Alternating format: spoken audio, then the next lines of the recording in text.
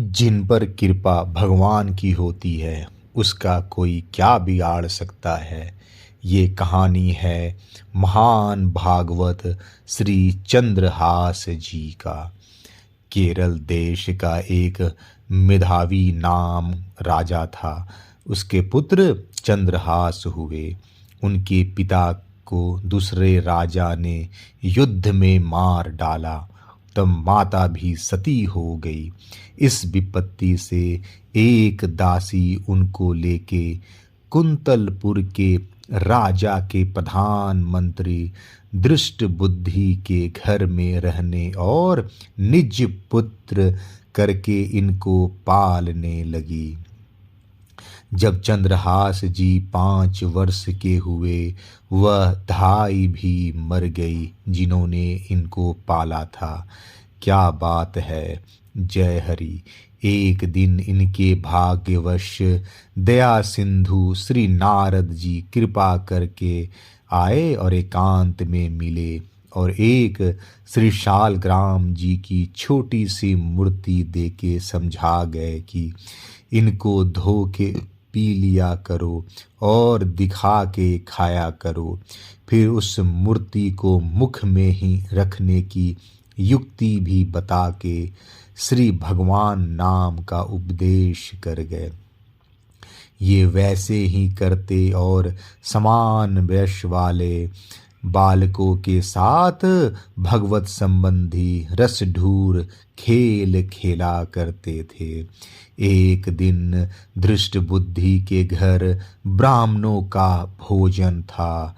विधि संयोग वश लड़कों के साथ उन ब्राह्मणों के मुखिया पंडित के सामने आके उनको श्री चंद्रहास जी ने प्रणाम किया। उसी समय दृष्ट बुद्धि ने विप्रवर से पूछा था कि मेरी इस कन्या को पति कैसा मिलेगा। तब वे श्री चंद्रहास जी की ओर उंगली निर्देश करके कह उठे कि यही बालक तेरी कन्या का पति होगा। हम यह भावी निश्चय जानते हैं। सुनते ही वह प्रधान लज्जा ग्लानि में डूब गया। उसके मन में बड़ा भारी सोच हुआ कि अब क्या करना चाहिए। तब धृष्ट बुद्धि ने निज भ्रष्ट बुद्धि से एक ऐसा विचार किया कि इस बालक चंद्रहास को मार डालना चाहिए। बड़े आश्चर्य की बात है कि क्या मेरी बेटी को ऐसा दासी पुत्र दीनपति होना चाहिए। ऐसा अविचार ठीक करके घातक निज जनों को बुलवा के आज्ञा दी कि इस बालक को देख मेरा हृदय जला भुना जाता है। इसको ले जाकर शीघ्र मार डालो। वे घातक लोग इनको बाहर वन में ले गए, परंतु मारने के काल में इनकी अतिशय सुंदरता देख श्री प्रभु प्रेरित दया उनके हृदय में आ गई। वे अपने मन में कहने लगे कि धिक्कार है हमारी जाति कर्म को। इस पर छार पड़े कि ऐसा दुख झेलने पड़ते हैं। फिर अकुला के श्री चंद्रहास जी से बोले कि अब हम तुम्हारा वध करेंगे। बताओ तुम्हारा सहायक रक्षक कोई है। इन्होंने उत्तर दिया कि मैं केवल एक ही बात चाहता हूँ कि जब मैं कहूँ तब मुझ पर खड्ग से हाथ छोड़ना। दुष्टों ने इनकी वार्ता मान ली। तदंतर श्री चंद्रहास जी अपने गाल में से श्री नारद जी की दी हुई श्री शालग्राम जी की मूर्ति को निकाल के तलाग के जल पास में ही एक जल था, जल लेकर एवं वन के पुष्पों से उनकी सप्रेम पूजन भले प्रकार से कर अपने कर कमल पर विराजमान करके एकाग्र चित्त हो देखने लगे। तब प्रभु ने उसी मूर्ति में ऐसा सच्चिदानंद सूक्ष्म रूप का दर्शन दिया जिससे भारी प्रेमानंद में ये मग्न हो गए, देहाभिमान भूल के तन्मय हो गए। उसी क्षण अपनी आँखों की कोर से अपने वध की आज्ञा दे दी। ज्यों ही बधिकों ने मार डालने का विचार किया, त्यों ही प्रभु प्रेरित ऐसी दया वधिकों के हृदय में आई कि मूर्छित होके वे सब भूमि पर गिर पड़े। फिर सावधान होके उठे तो उनके मन में भगवत की भक्ति का भाव भी कुछ आ गया। अपने पापों से ग्लानि कर प्रभु के सम्मुख हो प्रेमानंद को प्राप्त हुए। श्री चंद्रहास जी के एक पग में 6 उंगलियां थी कि जिसका होना सामुद्रिक में सामुद्रिक में दूषण बताया गया है। मीन्स उसको सही नहीं माना जाता था। उसी छठी उंगली को काट उन्होंने इनको छोड़ दिया, मानो वह अधिक उंगली रूप दूषण अपलक्षण निकल गया और अब आप भवभूषण रूप सुलक्षण रह गए। जाके दृष्ट बुद्धि को वही उंगली सहदानी चिन्हासी दिखा कर कह दिया कि हमने उसको मार डाला। उसने उंगली पहचानी और वह बात सच मानी। कौन की त्रास करे, तुलसी जापे राखिए राम, तो मारी है कोय। वही देश भूमि में उसी कुंतलपुर के राजा के राज्य में ही एक छोटा सा राजा रहता था। वह स्त्री धनादि सब प्रकार के सुखों से तो सुखी था, परंतु उसके पुत्र न था। सो उसके पुत्र की अतिशय अभिलाषा थी। भावीवश वह राजा उसी वन के मार्ग में जा निकला। देखता क्या है कि श्री चंद्रहास जी बैठे हुए हैं और श्री सर्वंतरयामी प्रभु का प्रिय जान के इनके सुंदर रूप को देखती हुई हरिणिया के समूह इनको घेरे हैं और एक बड़ा पक्षी शीश पर छाया किए हुए हैं और जिनकी छाया माथे पर होना महाराज प्राप्ति का सूचक है, उसे कृपा करते नहीं लगती बार। यह देख अत्यंत आनंद युक्त हो इस प्रकार से दौड़े कि राजा ने अपने गोद में ले लिया। जैसे दरिद्री महाधन को पाके प्राण समान ग्रहण करता है, घर में लाके जैसा निज पुत्र होने से मनमाना मंगल लोग करते हैं, वैसे ही आनंद मनाया गया। नाच गाने हुए, बहुत सा द्रव्य लुटाया गया और उनका लालन पालन होने लगा। कुछ दिन बीतने पर चंद्रहास जी की योग्यता देख अपने चित्त में विचार करके उस राजा ने इनको राज तिलक कर दिया।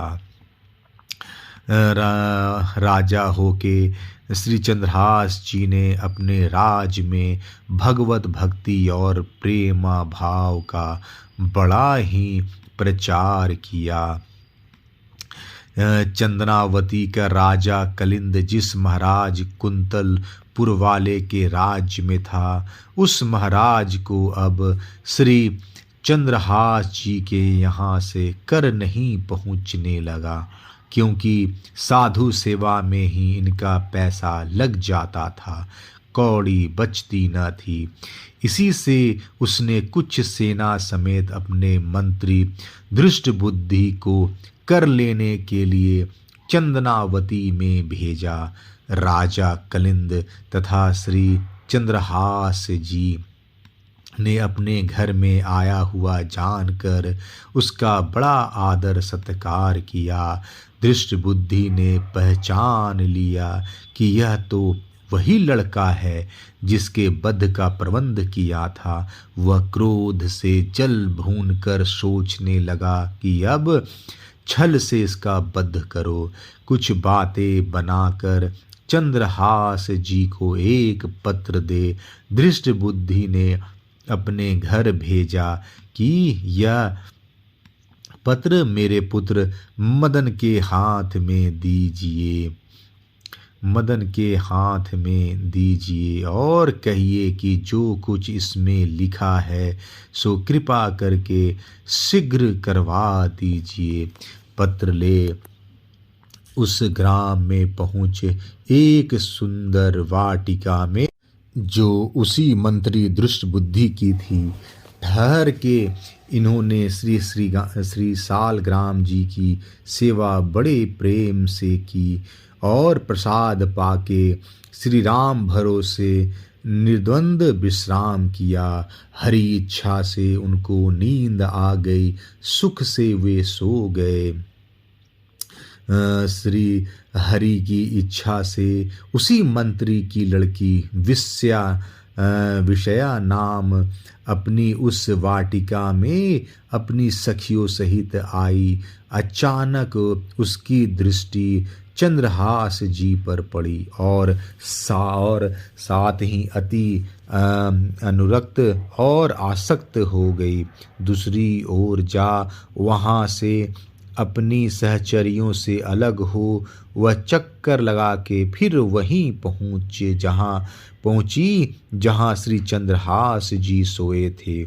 जिनसे अटकत ये नैना खटकत हैं उस सो दिन रहना। उनको देखते रही थी कि इतने में एक पत्रिका दिखाई दी जिसको उस सुंदरी ने निकाल कर पढ़ा। उस पत्र को अपने भाई मदन के नाम अपने पिता धृष्टबुद्धि को लिखा पाया और उसका आशय यह था कि इस पत्रिका ले जाने वाले को शीघ्र ही विष दे देना। विलंब करने से मैं तुम पर क्रोध करूँगा। यह पढ़ उस बालिका को अपने पिता पर क्रोध तथा प्रीतिवश इस प्रिय मूर्ति पर दया आई।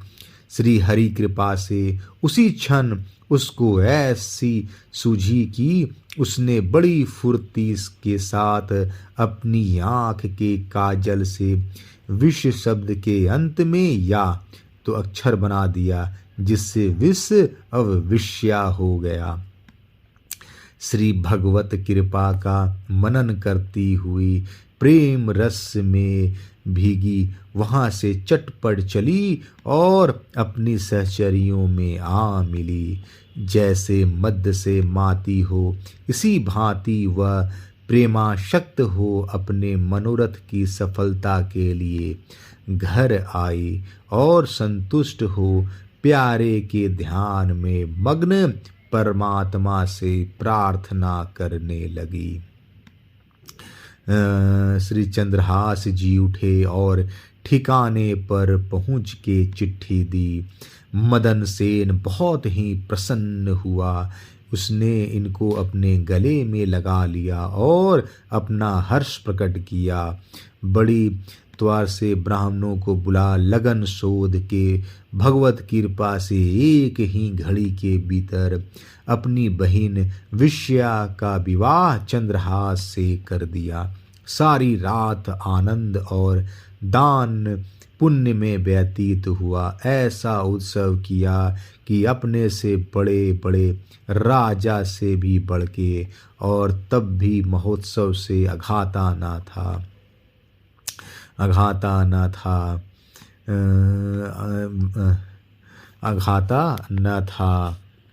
उसका बाप नीच दृष्ट बुद्धि आने पर यहाँ यह रंग और चंद्रहास जी को दूल्हा वेश में देख अतिशय सुलपा अत्यंत मूर्छित हो उठा और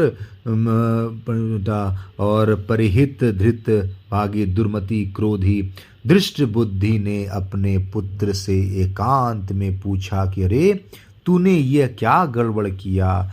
मदन सेन ने पिता वो पत्र दिखा दी। पढ़ के कुबुद्धि के तन में आग सी लग गई। यहाँ तक कि बेटी का विधवा रहना तक वह अभागा अच्छा समझा। बध करने वाले को फिर बुलाया और चुपचाप आज्ञा दी कि कल भोरे जिसको देवी मंदिर में पाना बिना विचार किए ही उसका वध कर देना।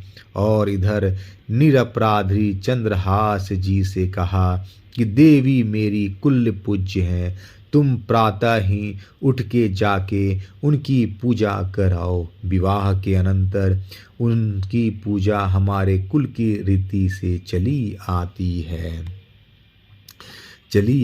है।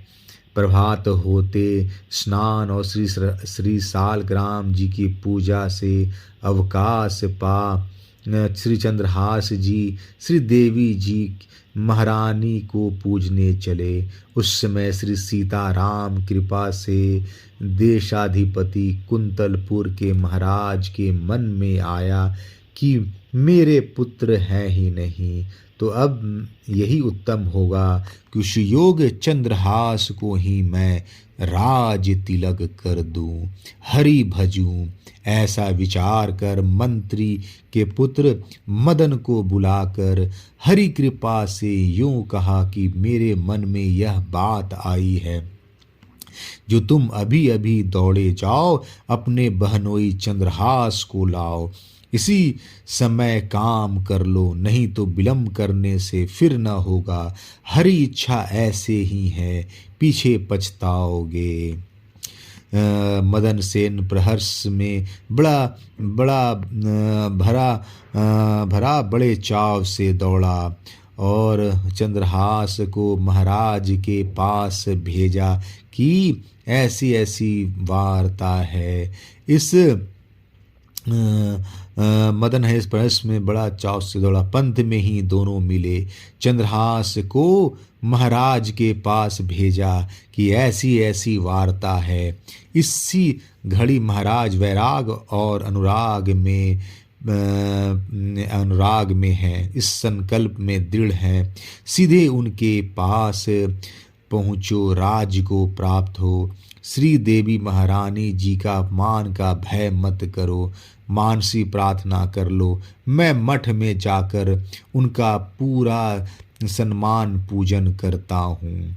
उधर जाते ही मदन सेन को घातकों ने मार डाला और इधर चंद्रहास से महाराज ने कहा कि यह लीजिए और राज्याभिषेक कर ही दिया और अपने आप को भगवत भजन में लगा दिया। भजन में लगा दिया। कुबुद्धि से आकर किसी ने कहा कि तेरे बेटे को घातकों ने वध कर डाला। यह सुन दाढ़े मार मार कर वह रोने पीटने लगा। दौड़ता हुआ मंदिर में जा वैसा ही देखा। वह भागा भी पत्थर पर शीश पटक कर कालवश हो गया। कालवश श्री चंद्रहास जी ने सब वृतांत सुनकर शीघ्र ही देवी भवन में आस्तुति करने लगे। वरंच अपना शीश बलि देने पर उद्धत हुए। श्री देवी महारानी जी प्रकट हो इनका हाथ पकड़ यह बोली कि दुष्ट बुद्धि तेरा द्वेषी है, इसलिए वत्स मैंने ही उसको पुत्र समेत मार डाला है। श्री चंद्रहास जी ने उनको प्राण दान सुमति दान के लिए देवी जी से विनय किया और पुनः स्तुति की। जय महेश भामिनी अनेक रूप नामिनी समस्त लोक स्वामिनी हेम शैल बालिका सी पिए पद पद्म प्रेम तुलसी चह अचल मेम देहु है प्रसन्न पाही प्राणत पालिका। श्री देवी महारानी जी ने साधुता देख हरि भक्ति जान इनकी प्रार्थना स्वीकार की और प्रसन्न हो दोनों को जिला के उन्हें सुमति भी दी। कृपा की जय। कहते हैं कि श्री चंद्रहास जी ने 300 वर्ष राज किया और राज भी इस प्रकार से की कि देश में हरि भक्ति फैला दी। अपने समितियों की तो वार्ता ही क्या है, घर घर में श्री सीताराम प्रति से और मधुर स्वर से सुन लीजिए। किसी को किसी काम की कामना न थी, सब भगवत सेवा भजन में रत रहते थे। इसके कहने की आवश्यकता है कि क्या कि ऐसा राजा पाकर सब प्रजा चैन से जीवन बिताती थी और कहती थी कि ऐसे नृपति को आँखों में रखना चाहिए। आशा करते हैं आपको ये चंद्रहास जी की कहानी पसंद आई होगी। तो बोलिए प्रेम से जय श्री कृष्ण।